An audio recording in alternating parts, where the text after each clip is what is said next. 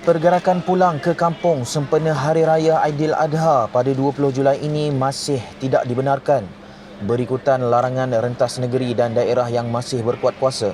Yang amat berhormat Timbalan Perdana Menteri Datuk Seri Ismail Sabri Yaakob kata, ini berikutan semua negeri kini berada dalam fasa 1 dan fasa 2 kawalan pergerakan dalam Pelan Pemulihan Negara PPN. Jadi saya nak beritahu yang rentas daerah, rentas negeri, di mana-mana fasa pun belum dibenarkan. Fasa 1 memang tak boleh, fasa 2 pun masih tidak boleh. Jadi seluruh Malaysia sekarang dalam dua fasa, iaitu fasa 1 di beberapa buah negeri, dan yang telah pun berpindah ke fasa 2 pun lebih kurang 7-8 negeri.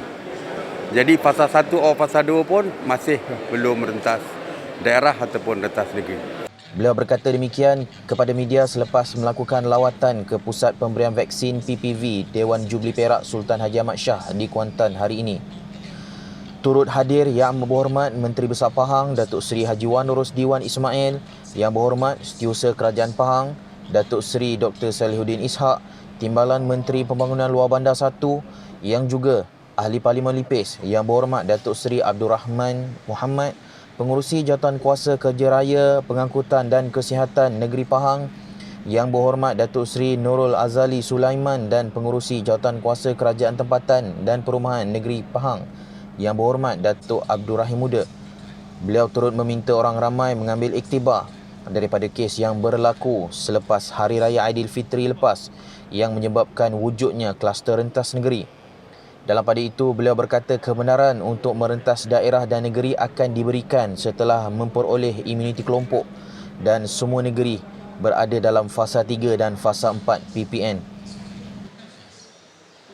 Kalau vaksin ni telah pun dapat kita berikan kepada rakyat kita, bila komuniti berkelompok sudah pun diperolehi fasa ketiga atau fasa keempat, rentas daerah dan rentas negeri akan dibenarkan.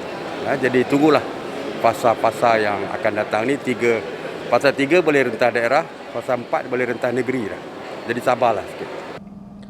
Beliau juga meminta orang ramai supaya membuat kawalan kendiri dan menjaga diri bagi memastikan selamat dari dijangkiti wabak COVID-19 ini.